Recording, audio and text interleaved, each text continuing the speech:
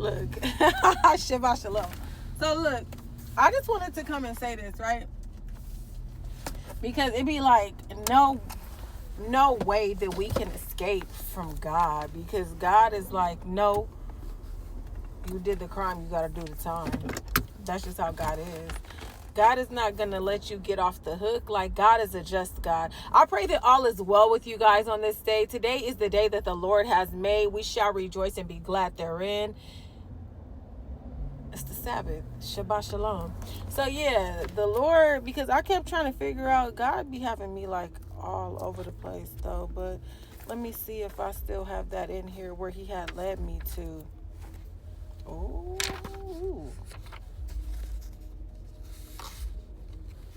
Oh, blind yourself so that you see nothing. The city where David set camp, let the years add up. Let the festivals run their cycles. But I'm not letting up on Jerusalem. The moaning and the groaning will continue. Jerusalem to me, okay, God, this is where you're taking us. We're coming from Isaiah 29 in the Message version. And we started at 1, but now we're here, I think, at 3 or 2. Jerusalem to me is an aerial. Like David, I'll set up camp against you. It'll set siege, build towers, bring in siege engines, and build siege ramps. Driven unto the ground, you'll speak, you'll mumble your word from the dirt, your voice from the ground, like the muttering of a ghost. Your speech will whisper from the dust. But it will be your enemies who are beaten to dust, the mob of tyrants who will be blown away like chaff.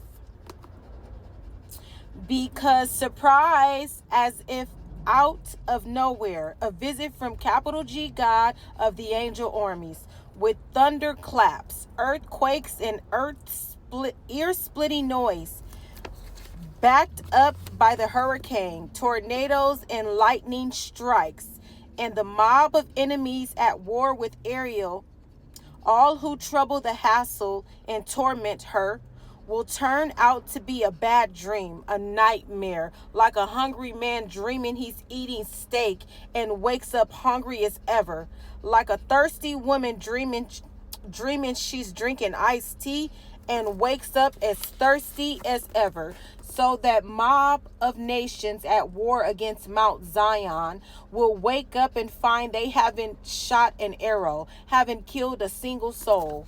Drug yourselves so you feel nothing, bind yourself so you see nothing, get drunk, but not on wine, blackout, but not from whiskey. For God has rocked you into a deep, deep sleep. Put the discerning prophets to sleep. Put the far-sighted seers to sleep. Oh, wow. Okay, then I'm just going to do verses. So we're 29 verses 11 through 12. And then I'm going to stop at, I want to say 13. And the title says, you have everything backward. What you have been shown here is somewhat like a letter in a sealed envelope. If you give it to someone who can read and tell her, read this, she'll say, I can't. The envelope is sealed. They have selective hearing and selective memory on what it is that they could digest, right? They can't. The envelope is sealed, and if you give it to someone who can read it, tell him, read this. He'll say, I can't read. The master said. These people make a big show of saying the right thing. I've said this earlier, but their hearts aren't in it because they act like they are worshiping me. Ooh, but don't mean it. But they're, Mandelia Bohota. God is on one today. I'm kind of feeling like God is with that rah-rah cha-cha today. Like, I'm feeling hot right now, so God must be feeling hot. What's the temperature? 75, and we're almost at the peak of the day. Okay. Because they act like they're worshiping me, but don't mean it. I'm going to step in and shock them awake, astonish them, stand them on their ears. The wise ones who had it all figured out will be exposed as fools. The smart people who thought they knew everything will turn out to know nothing. Doomed, we're coming from 15 to 16, and I'm going to stop at 16 if that's where the Lord is leading me to. Doomed to you. You pretend to have the inside track. You shut God out and work behind the scenes, plotting the future as if you knew everything. Acting mysterious, never showing your hand. You have everything backward. You treat the potter as a lump of clay. Does a book say to its author, he didn't write a word of me? Does a meal say to the woman who cooked it, she had nothing to do with this? And if then before you know it, and without you having anything to do with it, wasted Lebanon will be transformed into lush gardens, a Mount Carmel reforested. At that time, the deaf will hear word for word what's been written. After a lifetime in the dark, the blind will see. The cast-offs of society will be laughing and dancing in capital G God. The down and out shouting praises to the Holy of Israel. Okay, hallelujah. For there'll be no more gangs on the street. Cynical scoffers will be extinct. Species, those who never missed a chance to hurt or demean, will never be heard of again. Gone. The people who corrupted the courts, gone. The people who cheated the poor, gone. The people who victimized the innocent. And finally, this God's message, the family of Jacob, the same God who redeemed Abraham, no longer will Jacob hang his head in shame. No longer grow gaunt and pale with waiting, for he is going to see his children, my personal gift to him, lots of children. And these children will honor me by living holy lives. In holy worship, they'll honor the Holy One of Jacob and stand in holy awe of God of Israel. Those who got off track will get back on track, and complainers and whiners will learn gratitude. So this is what the word is saying today. So there's a lot of different turmoil and different experiences and different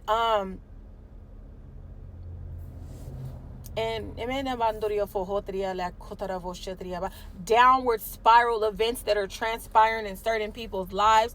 God is saying that this is because they worship me with their mouths, but their hearts are far from me. Who can see the heart? That's why God says men look at the outer appearance, but God searcheth the heart. And why does God say that? To guard your ear gate, to guard your eye gate, to guard your mouth gate, to guard your heart gate. Why? I'm seeing a B right now. Because the issues of life and what's left over, what it is that you go through, comes out of your heart. We know that from the abundance of the heart, the mouth speaks. We have to not be out here trying to go to God like he's a magic magician, right? No. God is real deal Holyfield. God has real feelings. He's a real spirit. He loves us unconditionally. And he's not going to sit back and let us just go walk and jump off into the deep end. No, he loves you too much to just see you throw your life away or just give it over to the devil. And the devil just want to take everybody with him because we know that he's on demon time. So God is saying that you have had everything all backwards this whole time. You think that life is built from on the outside? No, a life that is curated with Christ is built from on the inside, and the work that you do on the inside in the spirit is going to reflect the outer appearance. So we're coming from Isaiah 29, and we read all of it, and it's saying to blind yourself so that you don't see nothing. So whatever it is that is taking place, God is the one that is frowning his face upon these individuals. It is God that is allowing these things to happen. These people have plundered other people's wealth. They've taken the furnitures and the taperings from other people, and they have it with their own things like as if it's theirs. And they have accursed items with things that they've taken from Judah and brought into their own temple, the Lord's temple. God is upset at that. God is saying that you are among the cursed, and until you kill off everything that is within your body and that is around you right now in your comfort zone, he's going to be dealing with you face to face. You're going to see him, and then you shall know that he is Lord. your Lord. Peace and blessings.